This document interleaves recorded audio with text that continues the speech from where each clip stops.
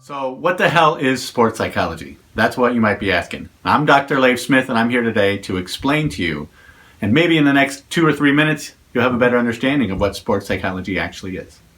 So what the hell is sports psychology? I get this question all the time from people on the streets, in classes that I teach, everywhere I go. People always ask me, what is sports psychology? How do you do this?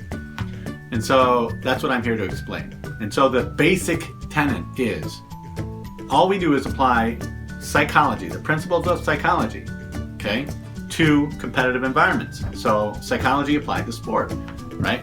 So what does that mean?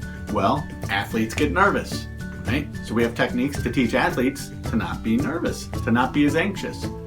You want to do well under pressure, right? Let's apply psychology principles of working under pressure, and let's apply it to the field. And so we just change the context.